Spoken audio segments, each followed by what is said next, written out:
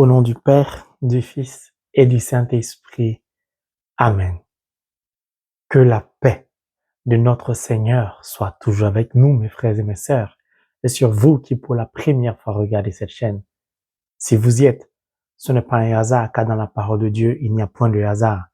C'est le Saint-Esprit qui vous y a conduit, car Dieu veut certainement parler à votre cœur mieux. Dieu veut vous bénir. Si vous aimez la parole de Dieu comme je l'aime de tout mon cœur, merci de vous abonner, d'appuyer sur le pouce levé et de partager cet enseignement. Que Dieu nous bénisse. In the name of Jesus Christ. Amen.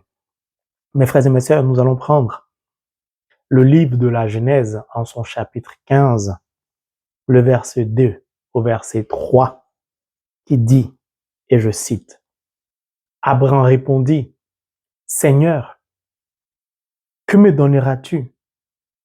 Je m'en vais sans enfant, et l'héritier de ma maison, c'est Eliezer de Damas. » Abraham dit, « Voici que tu ne m'as pas donné de descendance, et c'est un membre de ma maison qui doit hériter de moi. »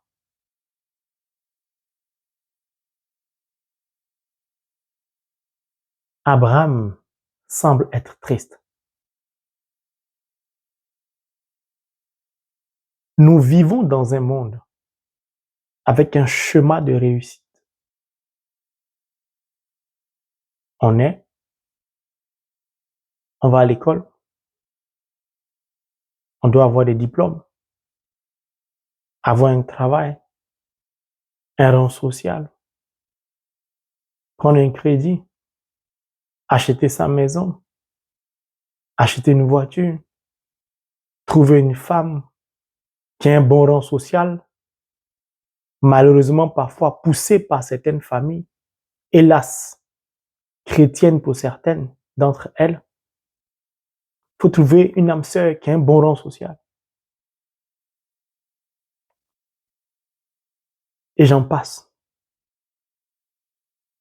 C'est ce chemin de réussite que le monde nous propose. Et quand on n'entre pas dans ce chemin, pour certains d'entre nous, et pourtant chrétiens, nous sommes tristes. Tristes de ne pas avoir été loin à l'école, de ne pas avoir été diplômés, de ne pas occuper un rang social dans la société. Triste parce que je n'ai pas de mari, je n'arrive pas à avoir d'enfants. Triste parce que j'ai perdu ma femme ou j'ai perdu mon mari. Triste parce que je n'ai pas encore acheté une maison. Triste parce que je suis à la retraite. J'ai raté ma vie. Et j'en passe. Le monde trace parfois au devant de la vie de beaucoup d'entre nous un chemin appelé chemin des réussites. Et cela parfois nous rend tristes.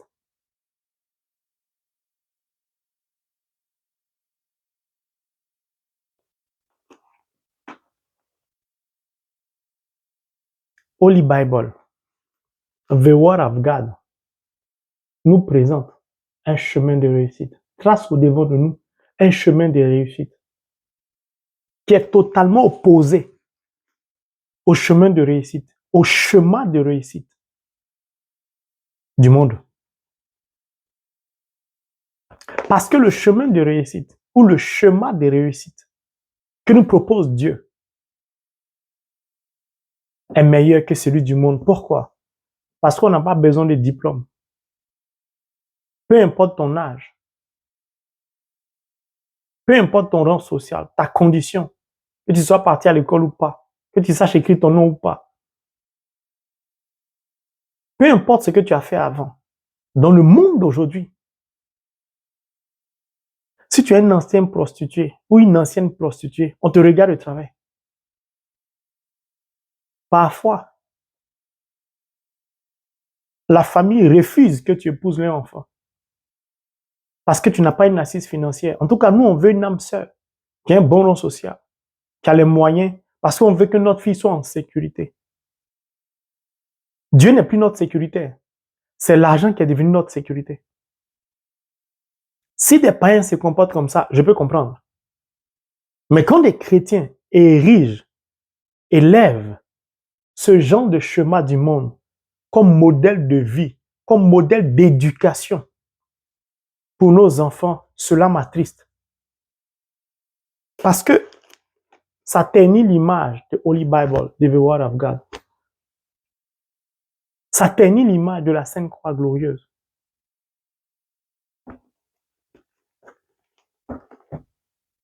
Que dira-t-on de moi si j'épouse cette femme qui a 5 enfants?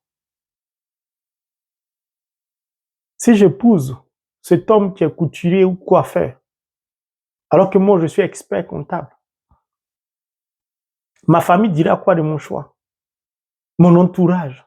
Le regard du monde, le jugement de nos semblables, parfois impacte notre vie, puis notre vie spirituelle, et nous pousse à prendre des décisions qui sont contraires à la parole de Dieu. Nous plongeons ainsi dans une tristesse. Parce que le chemin des réussites du monde ne peut jamais nous apporter une satisfaction totale. Jamais. Le chemin des réussites de Dieu, de la parole de Dieu, je certifie que cela nous apporte une joie, un bonheur que le monde ne peut pas accepter.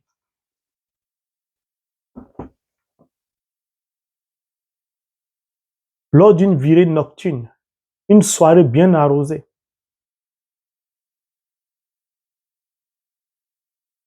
par mégarde, par erreur,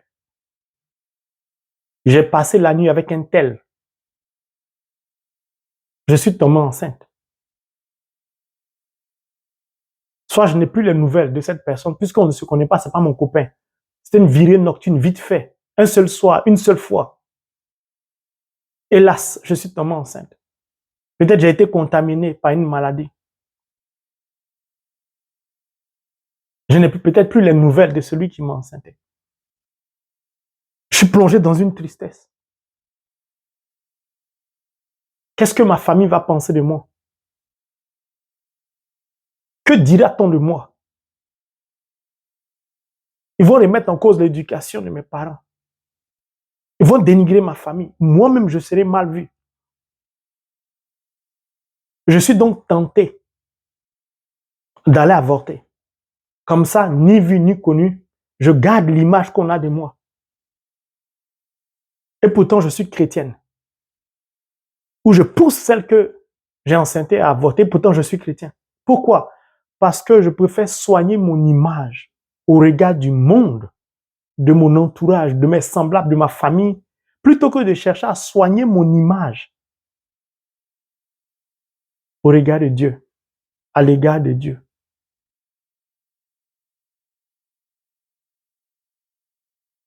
Ma sœur, si tu es tombée enceinte, sache que l'erreur fait partie de la vie. Je ne suis pas là pour encourager les virées nocturnes. Entre guillemets, la livraison de notre corps à autrui, sous l'effet d'une soirée arrosée. Mais nul n'est parfait. Il est mort sur la croix. Ce n'est pas pour nous juger, c'est pour nous sauver. Je dis bien, c'est pour nous sauver.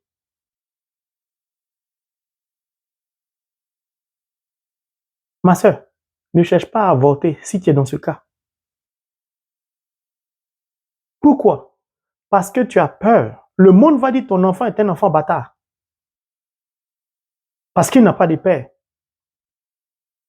C'est la pensée, la morale du monde. Ce n'est pas la pensée, ni la morale de la parole de Dieu. Pourquoi? Le monde dit que ton enfant n'a pas de père. Ils n'ont pas tort, c'est une réalité, puisque le père a disparu. Mais le monde peut-il produire quelque chose de bon pour l'humanité? Non. Quand Jésus a montré aux disciples, enseigné aux disciples comment prier, il a dit quoi? Quand vous priez, dites notre Père. Cet enfant que le monde considère comme un enfant bâtard, Avant qu'il naisse, il a déjà un père. Son nom, c'est Dieu. Dieu est mon père. Dieu est notre père. Si c'est ton cas, ne va pas avorter. Parce que l'enfant qui est dans tes entrailles a déjà un père. Donc si tu es triste, commence à essuyer tes larmes. Et regrette seulement d'avoir fait ce que tu as fait. Et prends la décision de ne plus recommencer. Demande pardon à Dieu. Il va t'accorder sa miséricorde. C'est pourquoi le Christ est mort. Puis, il sera à tes côtés. Dieu ne juge pas. On n'accepte plus l'erreur. Beaucoup de chrétiens sont plongés dans une tristesse, dans un désarroi, dans un découragement, dans une obscurité. L'espérance a disparu de leur cœur. Ils n'y croient plus à cause du regard du monde, à cause du chemin du monde dans lequel on n'est pas. Si on a réussi à obtenir, parce qu'on est diplômé, un travail, quand on n'a pas une âme, on est triste. Si on est diplômé, on est marié, on a la maison, on a la voiture, on a l'argent, on n'a pas d'enfant, on est triste. Nous sommes tristes pour rien. D'autres vont jusqu'à dire, je suis l'aîné de ma famille. Il faut que je rencontre une personne qui a les moyens pour pouvoir s'occuper de moi. Afin que moi, étant bien assis ou bien assise, je puisse m'occuper de mes frères et sœurs car je suis l'aîné. Où sont tes parents? Si toi, tu as la capacité de t'occuper de tes frères et sœurs parce que tu es l'aîné, pourquoi tu attends l'aide de quelqu'un, de ton âme sœur? Si toi, tu ne peux pas te prendre en charge, pourquoi penses-tu que Dieu ne peut pas prendre en charge tes frères et sœurs? Et on assis à l'église, on dit on est chrétien. Je cherche à sécuriser ma vie pour sécuriser la vie de mes frères et mes sœurs. En tout cas, je ne peux pas sortir, et toi, si tu n'as pas les moyens, je dois en tout cas me chercher. Il y a beaucoup à dire. Et tout cela nous éloigne de Dieu, nous éloigne de la spiritualité. Parce que malheureusement, on se laisse imprégner de tous ces concepts mondains. Le frange Marie, si je suis expert comptable, Dieu merci, je ne le suis pas. Parce que l'argent qu'elle a est la source de beaucoup de malheur. Je vais vouloir épouser une femme qui fait le ménage, mon entourage, mes amis, peut-être moi-même. Pour le monde, je ne sais pas, ma femme va dire, tu vas faire quoi elle? Tu es parti à l'école, tu as un grand niveau quand même. Elle a fait le ménage, parfois, mais ça n'a même pas écrit son nom. Mais si Dieu me dit de l'épouser, Dieu peut me sauver? Est-ce que ma famille peut me sauver? Est-ce que mon entourage peut me sauver? 2024, année missionnaire, on va se dire la vérité. On va prêcher l'authenticité de la parole de Dieu. Trop, c'est trop. Le monde va mal.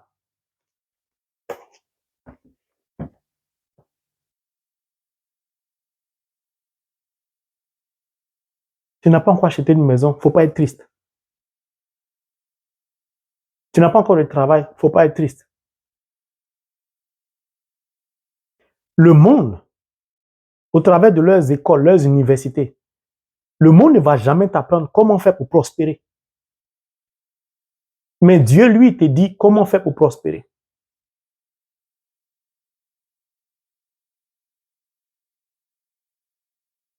Le monde va te pousser à la consommation.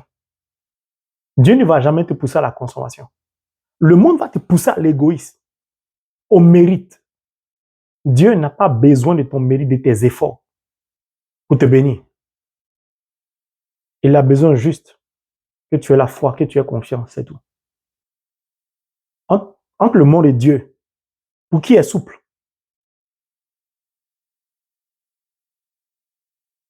Ta condition de vie va changer au nom de Jésus. Parce que tu vas sortir de tous ces chemins qui pourrissent tes pensées.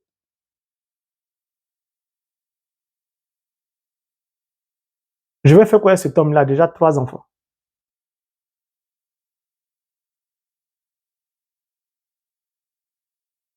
Mon corps m'appartient, je vais avorter. J'ai le droit d'avorter. Pourquoi? Je ne suis pas encore marié. Si j'ai déjà un enfant, comment un homme va me marier?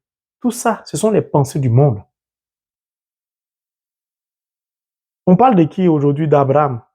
L'aîné d'Abraham, au regard du monde, c'est Ismaël. Ce n'est pas Isaac. L'aîné d'Abraham est un enfant de l'adultère. Est-ce que ça empêchait Dieu de bénir Abraham? Est-ce que ça empêchait même Dieu de bénir Ismaël? Salomon vient de qui? Il est issu d'adultère. À qui Dieu a dit, faut bâtir mon temple? Il n'a pas pris celui qu'il a appelé le roi, le choix de son cœur. Il a pris qui? Salomon. Mon frère, ma soeur, Dieu est souverain sur sa parole. Si Dieu te dit, épouse telle personne ou laisse telle personne t'épouser, suis la voie de Dieu. Ah, mais cette femme-là, elle est déjà mariée, tu as fait quoi à elle? Celui qui te dit ça, il ne peut pas te sauver. Beaucoup de chrétiens sont découragés. Parce que le médecin a dit, on ne peut plus te soigner, on ne peut pas te guérir. Ils t'ont prescrit des médicaments. Ils ont essayé toutes sortes d'expériences. Ils ont fait une expérimentation. Rien n'y fait, tu ne guéris pas. Et tu es triste. Parce que tu ne connais pas la parole de Dieu. Pendant qu'on te pousse, ton copain te pousse à avorter. Ou toi-même, tu vas avorter. Il y a une femme ou un homme qui est à genoux à Fatima, qui est à genoux au sanctuaire Marie en Côte d'Ivoire, à Issia, à Saint-Damien en Italie, qui est devant le Saint-Suaire, qui est à Rome, qui est chez Padre Pio, qui est en train de supplier Dieu, demandant à Vierge Marie d'intercéder pour avoir un seul enfant. Un seul. Et toi, tu veux tuer cet enfant. Il faut bien réfléchir.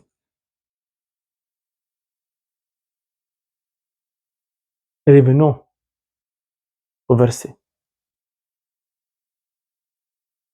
Abraham n'a pas d'enfant. Celui qu'on appelle le père de la foi n'avait pas d'enfant.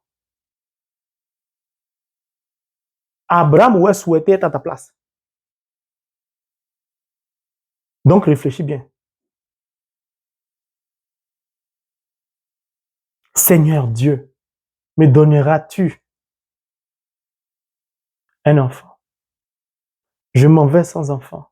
Et l'héritier de ma maison, c'est Eliezer de Damas. Voici que tu ne m'as pas donné de descendance. C'est un membre de ma maison qui doit hériter de moi. Abraham semble être triste. Pourquoi? Parce qu'Abraham a une préoccupation. Abraham a une intention de prière. Abraham a un projet. Il ne voit pas le jour. Il ne voit pas son intention devenir accomplissement.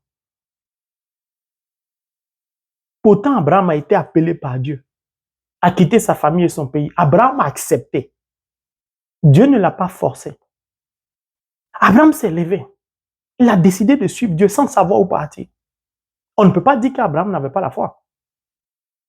Bon, ça ne veut pas dire qu'il avait une foi extrême non plus. Mais au moins, on sait qu'il avait confiance en Dieu. Je vais loin, il avait même la crainte de Dieu, puisqu'il a payé la dîme à Melchisédek. Donc, il connaissait ce secret biblique. Il avait donc connaissance de l'existence de Dieu, puisqu'il avait sa crainte.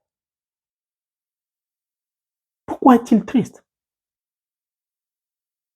Pourquoi? Pourtant, il connaît tout cela de Dieu.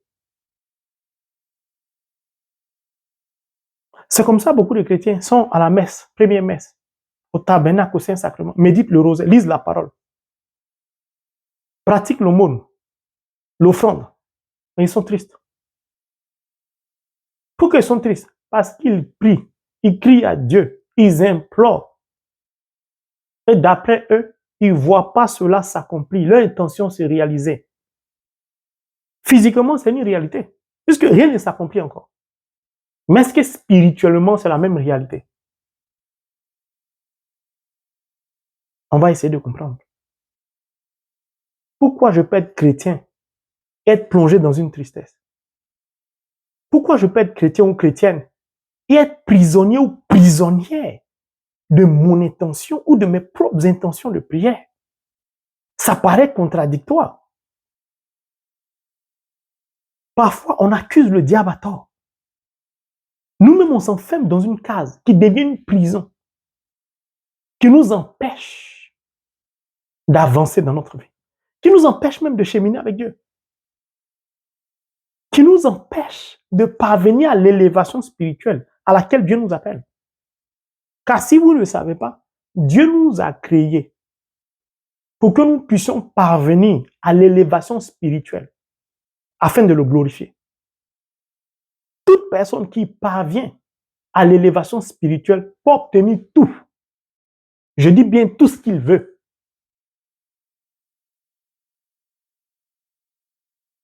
C'est pourquoi le projet de réussite de Dieu est différent de celui du monde.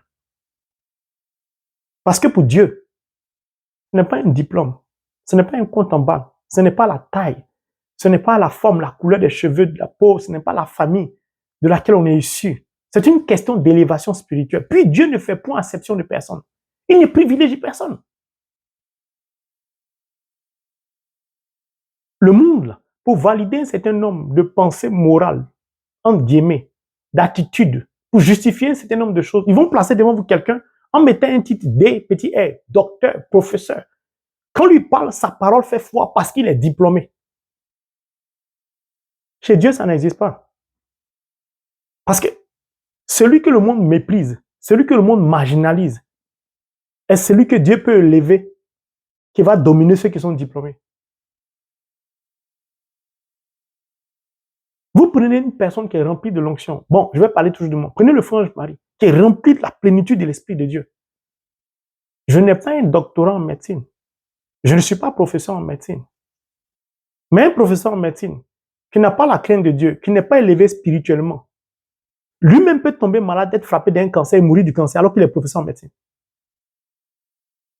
Mais moi, qui n'ai pas son diplôme, encore moins son niveau scolaire, mais qui suis rempli de la plénitude de l'Esprit, je peux le regarder, ce professeur en médecine, et puis lui dire, au nom de Jésus, tu as guéri le cancer, lève-toi, va faire les amis, fais les amis, il n'y a rien. Si on met son diplôme et puis on met la plénitude de l'Esprit qui m'anime, vous prenez quoi? Moi, je prends l'Esprit. Bien sûr, l'Esprit de Dieu. C'est ça la différence avec Dieu. C'est pourquoi je vous invite à vous attacher à la parole, à aimer la parole de Dieu.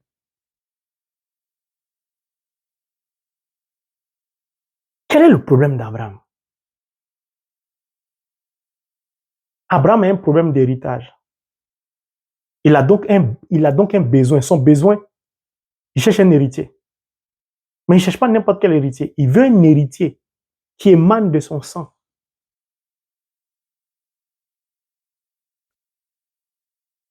Abraham veut avoir un enfant. Quelle est l'origine de son besoin d'avoir un enfant? C'est l'héritage, c'est-à-dire c'est bien. Ces biens donc sont la source de son intention de prière. Or, on ne cherche pas à avoir un enfant pour qu'il soit simplement un héritier. Ça, c'est le 1. Donc, l'intention d'Abraham ne repose pas sur un fondement biblique. Je vous rappelle qu'au moment où ça se passe, Abraham n'est pas encore le père de la foi. Il est en chemin pour devenir le père de la foi. Je peux donc conclure que la source de l'intention d'Abraham n'est pas conforme à la volonté de Dieu. Abraham est donc prisonnier de ses propres biens. Pourtant, c'est Dieu qui bénit, c'est Dieu qui enrichit. Abraham a donc un projet ou un besoin ou une intention de prière. Comme Abraham regarde la couleur de ses cheveux qui sont en train de blanchir, son âge qui avance, ses cellules qui vieillissent, Abraham s'inquiète. Pourtant, Abraham a la crainte de Dieu. Abraham sait qui est Dieu. C'est l'être suprême. Mon ami de classe Agou nous le rappelle. C'est l'auteur de l'œuvre de la création. En dehors de lui, il n'y a point d'autre Dieu. Abraham le sait puisqu'il a payé la dîme à Melchisédek selon la parole de Dieu, selon la volonté de Dieu. Abraham a suivi Dieu, il a la crainte de Dieu. Mon frère, ma soeur, la vie spirituelle, tu peux connaître tous les versets bibliques par cœur et être prisonnier de tes propres intentions de prière, ne pas avancer, ne pas parvenir à l'élévation spirituelle à laquelle Dieu t'a prédestiné. C'est pourquoi beaucoup de chrétiens sont frustrés, sont malheureux, sont tristes, faiblissent dans la foi, désespèrent, sont découragés parce qu'ils ne savent pas qui est Dieu. Pourquoi? Parce qu'ils ne lisent pas la parole de Dieu. Quand bien même ils la lisent, ils n'osent pas imaginer qui est Dieu. Abraham avait-il le droit d'être triste? Non. Vous allez comprendre pourquoi. Partons un peu en arrière. Prenons le livre de la Genèse, chapitre 12, le verset 2. Et vous allez voir le parallèle. Et vous allez comprendre beaucoup de choses grâce à l'Esprit Saint. Que dit Dieu à Abraham? Genèse 12, verset 2. Dieu dit à Abraham, je ferai de toi une grande nation et je te bénirai. Je rendrai ton nom grand et tu seras une source de bénédiction. Et toutes les familles de la terre seront bénies en toi. Dieu fait une promesse à Abraham.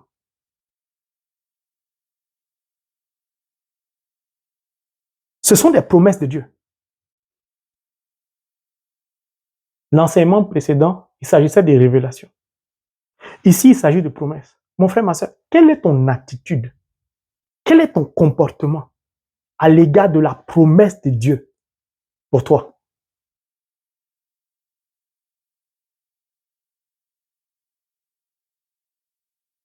Dieu fait une promesse à Abraham. Dieu dit à Abraham, lorsqu'il appelle Abraham à quitter son pays, sa famille, voici ce que je vais faire de toi. Or, nous savons tous que Dieu n'est pas un menteur. Ça veut dire quoi? Lorsque Dieu t'appelle au travers du baptême, du sacrement du baptême, et que tu réponds oui, Amos 3:7, Dieu ne fait rien sans le révéler à ses enfants, ses serviteurs ou ses servantes. Dieu, forcément, t'a dit ce qu'il a prévu pour toi.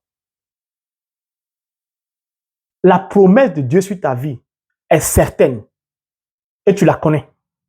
Ou tu connais ces différentes promesses à ton égard. Tu me dis, ah frère, je m'arrive comment? Juste de mon baptême, je n'ai rien entendu, je ne sais rien. Voici l'ensemble des promesses de Dieu. Ce sont ces promesses. Tu veux un enfant, par ton baptême, il te promet ça. Tu veux rencontrer ton âme sœur. Tu veux acheter une maison. Tu veux avoir du travail.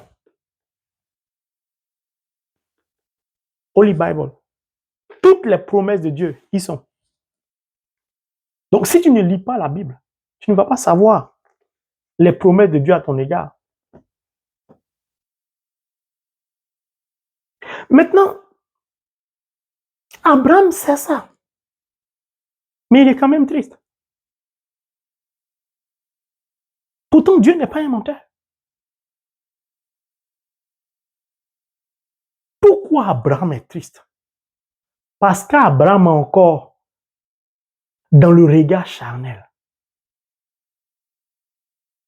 Il est encore au stade de satisfaire les désirs de la chair. Abraham est dans la logique charnelle.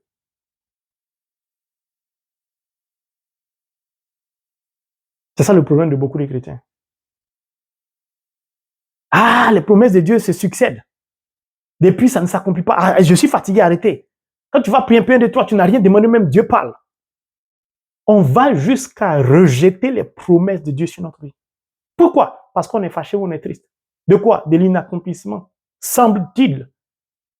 Comme si Dieu était un menteur. On oublie tout le mal qu'on fait à Dieu. Et on va se remettre à genoux pour crier à lui. Mais si tu méprises les promesses de Dieu, tu t'attends à quoi de sa part? Tu espères quoi? Abraham est triste parce qu'il n'a pas compris, comme beaucoup de chrétiens, les promesses de Dieu à son égard. Puis, Abraham s'accroche aux promesses de Dieu sans un réel fondement de sa foi. Pourquoi? Parce qu'Abraham n'a pas encore expérimenté Dieu. Abraham n'est pas encore dans une alliance personnelle et personnalisée avec Dieu. Donc, il a du mal à comprendre un certain nombre de choses. Le problème, ce ne sont pas les promesses de Dieu. Ce ne sont pas les révélations de Dieu. C'est quelle est notre attitude à l'égard des promesses de Dieu? Quel est notre comportement à l'égard de Dieu? Parce que si tu es frustré, si tu es découragé, si tu es amer de l'intérieur, et j'en passe, à l'égard des promesses de Dieu, ton amertume, ta tristesse impacte obligatoirement ta spiritualité. Si ta spiritualité est impactée par l'obscurité, tu ne peux plus avancer. Tu ne peux plus cheminer avec Dieu. Pourquoi? Parce que tu n'as pas encore compris qui est Dieu et tu n'as pas encore compris que le projet de Dieu est toujours meilleur et plus grand que ton projet à toi. Donc, l'intention de Dieu à ton égard est toujours meilleure que toi, ton intention personnelle, que tu désires absolument voir se réaliser. Voilà, voici pourquoi nous souffrons. Dans la prière, dans le manque d'exaucement. Voici pourquoi nous sommes tellement désespérés que nous pleurons tout le temps dans la prière. Comme si Dieu nous a créés pour nous torturer. On va essayer de comprendre pourquoi Abraham est triste.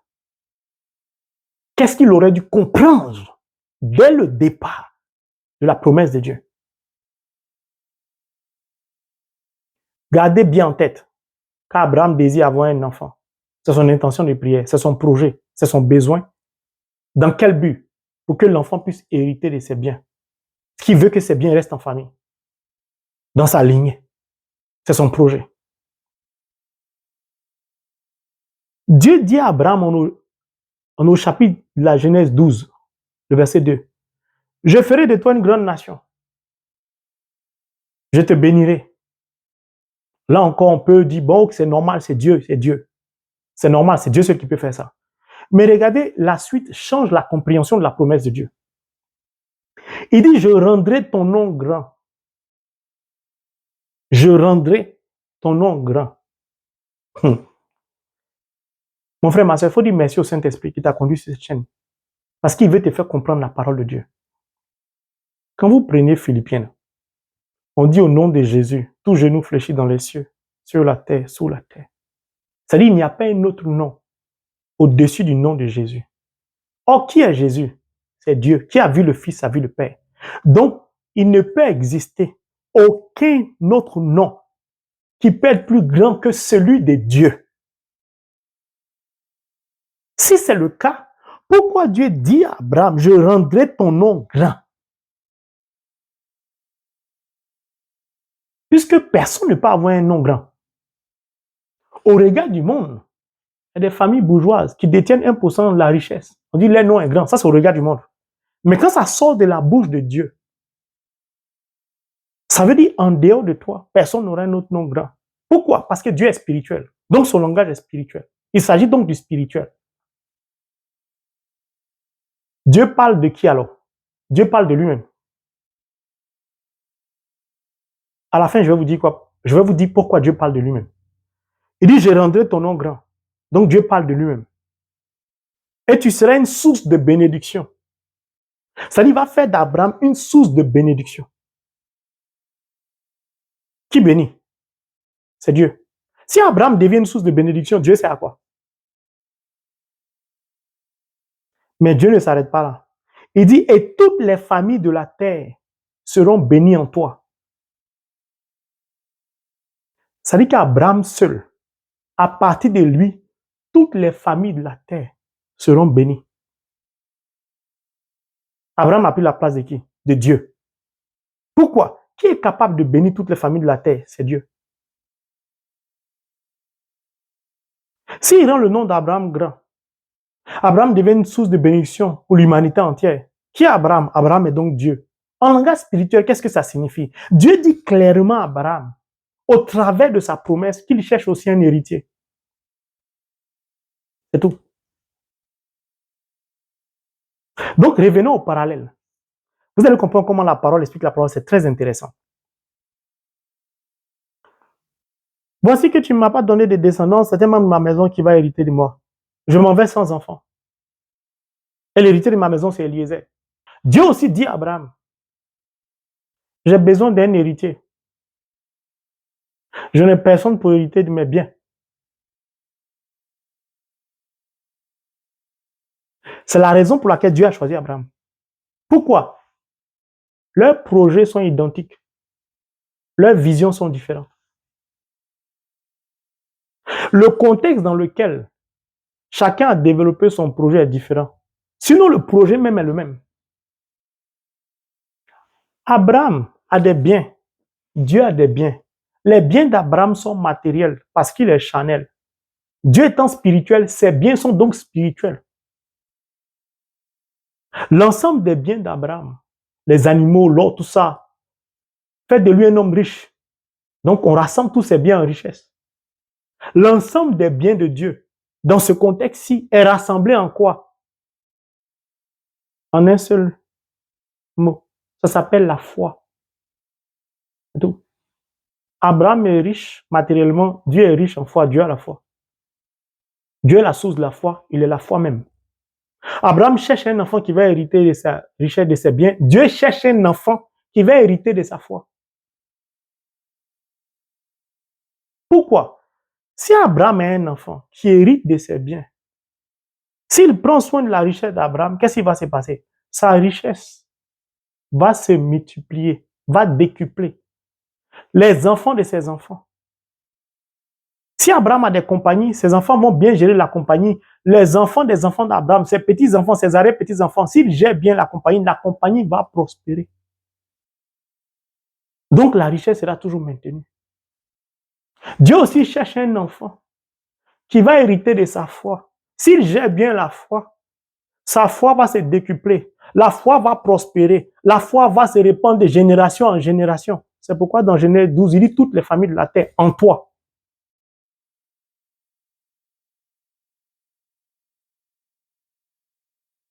Maintenant, pourquoi la vision est différente? Parce qu'Abraham oublie que Dieu est l'être suprême et que le projet de Dieu est toujours meilleur que le projet de la créature. Le projet d'Abraham ne peut pas réaliser le projet de Dieu, mais le projet de Dieu peut réaliser le projet d'Abraham. Et pourtant, les deux projets sont identiques.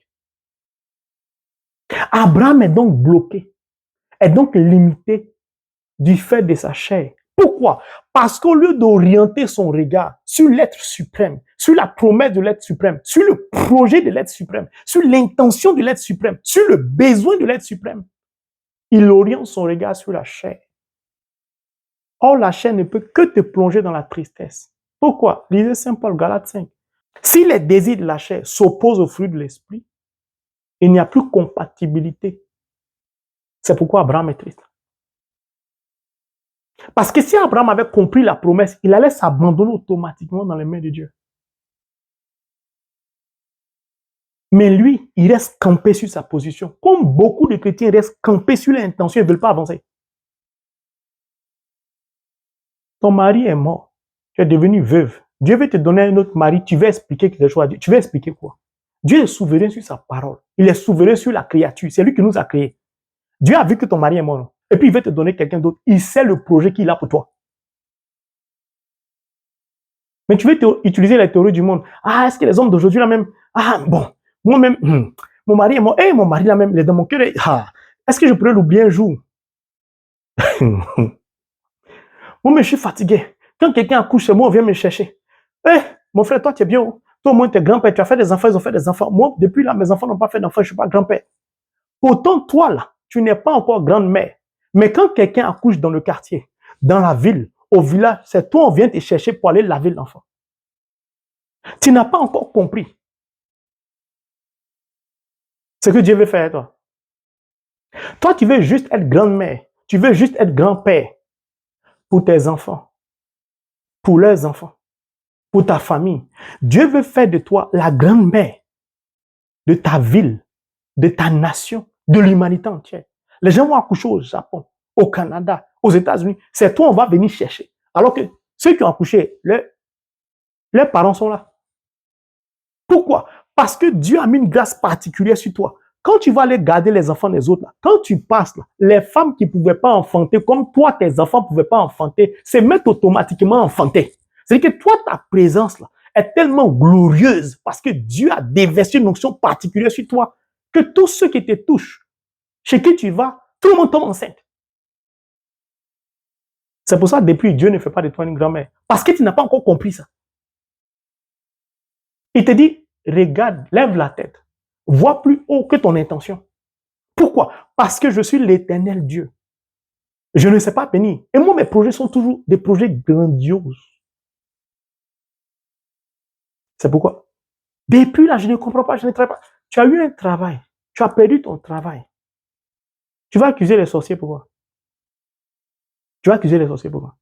Ah, je ne comprends pas. La Bible dit que la bénédiction de Dieu n'est jamais suivie d'angoisse ni de chagrin. C'est Dieu qui m'a donné ce travail-là. Pourquoi j'ai perdu mon travail? Est-ce que ça venait vraiment de Dieu? Tu voulais que ça vienne de qui? Tu vas comprendre ça tout à l'heure. Le diable n'agit pas dans tout et partout.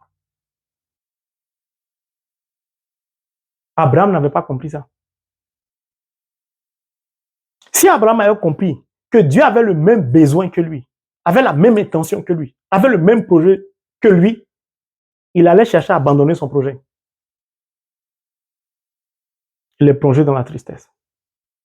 Mais comme Dieu est plein d'amour, il essaie de faire comprendre à Abraham la profondeur de la promesse. Abraham ne comprend pas. Mais Abraham a la crainte, hein. Il avance, il chemine avec Dieu. Il est fidèle. Dans sa tristesse, il est fidèle, attention. Dans sa tristesse, il continue de cheminer avec Dieu. Et Dieu continue de lui parler. Les gens disent que je prie, je marche avec Dieu, Dieu ne me parle pas. Regardez la vie d'Abraham.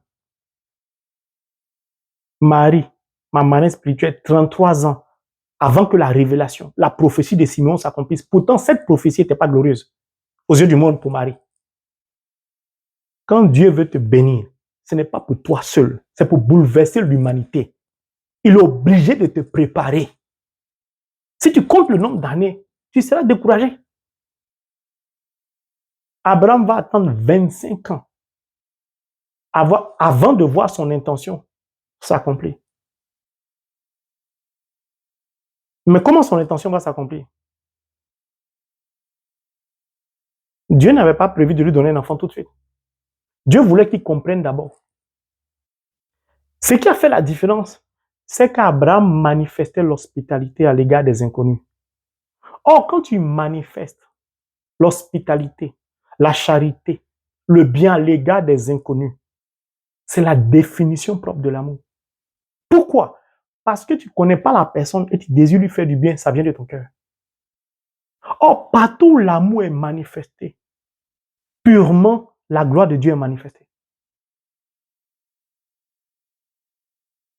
C'est-à-dire qu'Abraham a forcé la main de Dieu, sans parler à Dieu, à partir de son amour manifesté à l'égard de ses prochains.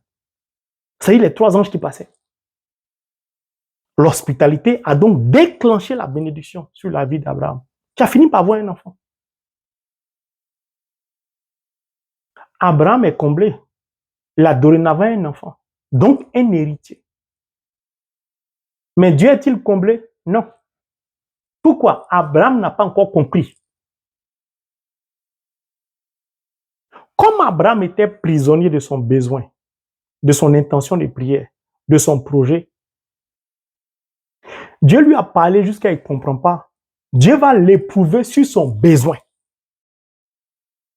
Ce que toi tu appelles, ce sont les sorciers qui sont levés contre moi. Ce n'est pas forcément vrai tout le temps.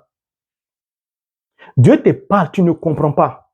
Il va utiliser la grâce qu'il t'a déjà accordée pour t'éprouver, pour savoir si c'était ton intention de prière qui vous liait ou si réellement tu le cherchais.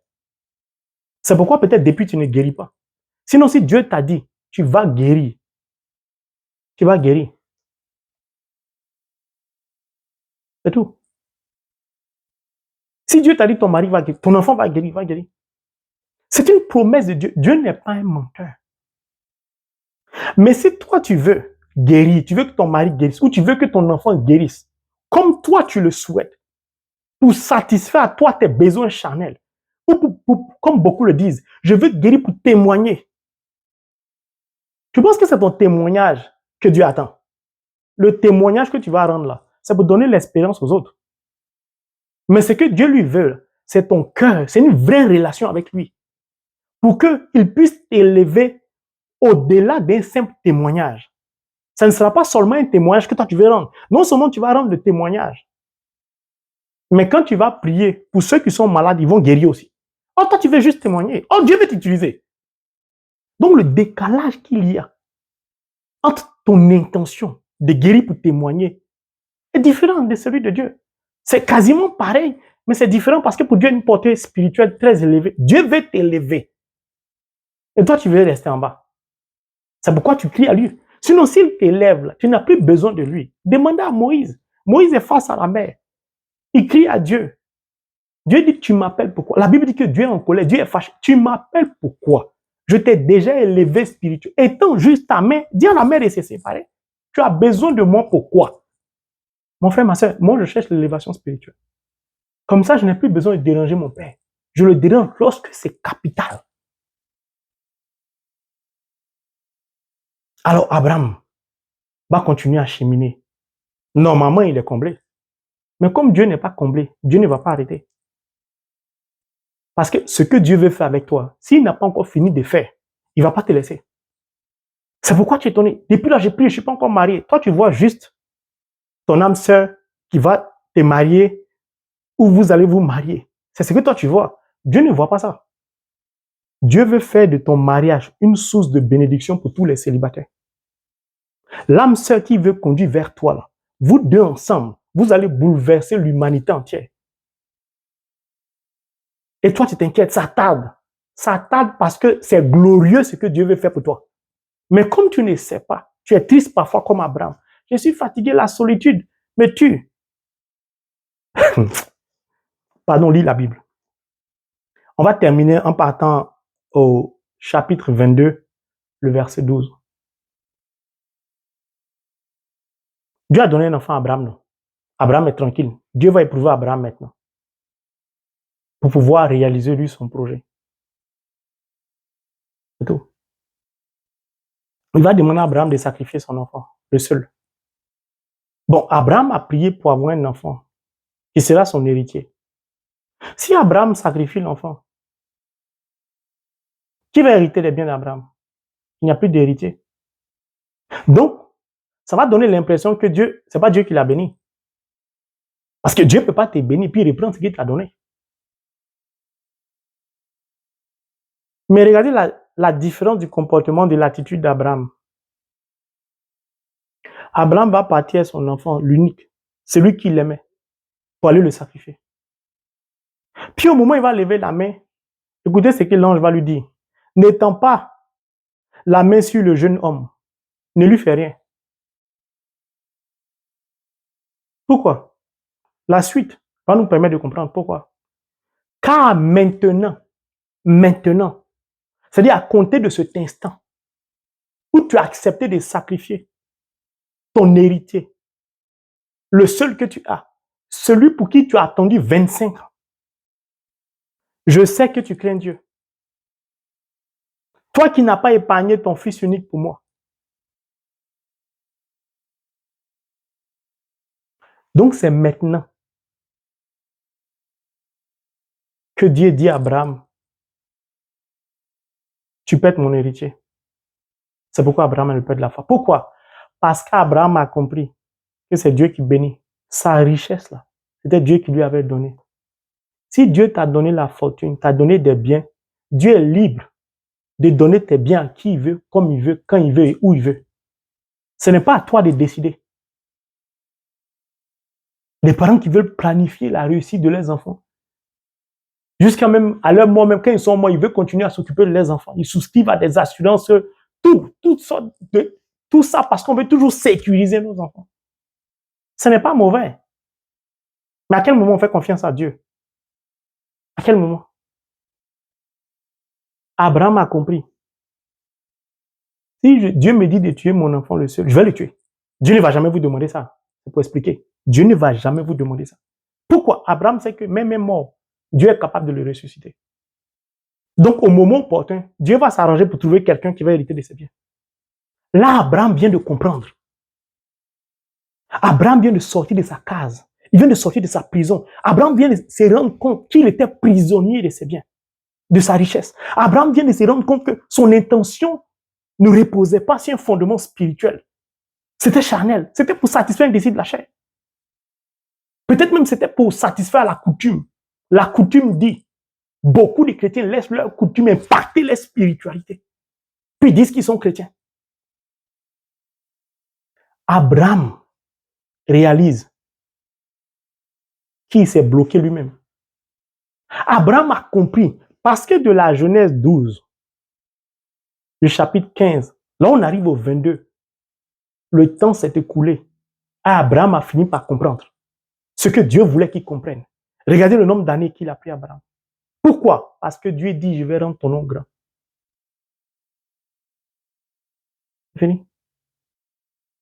Si tu es capable de me donner ce que je t'ai donné, ça veut dire que tu n'es pas attaché à ce que je t'ai donné. Tu es détaché. Tu es détaché pourquoi? Parce que tu sais que celui qui t'a donné là, s'il reprend, s'il le désire, il peut te donner encore. Or, comme Dieu ne s'est pas donné moins que ce qu'il a déjà donné, s'il te donne, il te donnera toujours plus grand que ce qu'il t'a donné en première position. Abraham a tout compris. Car maintenant, je sais que tu crains Dieu. Mon frère, ma soeur, c'est sur ton besoin, sur ton intention que Dieu va t'éprouver. Pourquoi? Parce qu'il veut te rendre digne du projet qu'il a pour toi. Et comme son projet est glorieux, il veut que tu réalises qui il est et la faveur qu'il veut t'accorder. Cette faveur ne va plus jamais t'échapper. Et à partir de ta vie, le monde sera impacté. Si tous nous comprenons par le discernement les promesses de Dieu sur nos vies, le monde d'aujourd'hui n'aura pas ce visage. Car maintenant, je sais que tu crains Dieu. Toi qui n'as pas épargné ton fils unique. Ce qui te tient à cœur, l'homme que tu n'arrives pas à rencontrer, ton âme sœur que tu n'arrives pas à rencontrer, l'enfant que tu n'arrives pas à voir, c'est sur ça, Dieu va t'éprouver. Parce qu'il veut te bénir. Dieu te fait la promesse que tu auras un enfant. C'est à ce moment précis que ton homme te quitte. Tu vas tomber enceinte de qui? Puisque tu deviens célibataire, tu es seul. C'est à ce moment précis que tu dois t'accrocher à la promesse. Si Dieu est capable, comme le dit Abraham, de ramener des morts à la vie, c'est un homme qui est parti que Dieu ne peut pas ramener. Mais tu regardes le temps s'écouler. Mieux, tu entends que ton mari est parti, il a fondé un autre foyer. Et tu commences à désespérer. Tu entends que la femme là t'a quitté. Elle allait s'installer dans un autre pays. Elle vient, déjà, elle a déjà 3 enfants. Pour toi, tu te dis c'est fini. C'est parce que tu ne sais pas qui est Dieu. Pourquoi? Parce que tu ne lis pas la parole. Mon frère, ma soeur, cet enseignement était long parce que je voulais que tu comprennes vraiment. Pourquoi depuis tu pries, les révélations se succèdent, les promesses se succèdent. Rien ne s'accomplit, tu es frustré. J'espère que par le Saint-Esprit, tu as compris maintenant. Pourquoi tu ne guéris pas? Pourquoi tu n'es pas encore marié? Pourquoi ta vie tourne en rond? Pourquoi tu n'avances pas? La guérison pour Dieu, ce n'est rien. Mais est-ce que tu comprends ce qu'il veut te dire? Toi, tu veux juste guérir. Lui, il veut faire de toi une source de bénédiction pour toutes les familles de la terre. C'est ça la différence.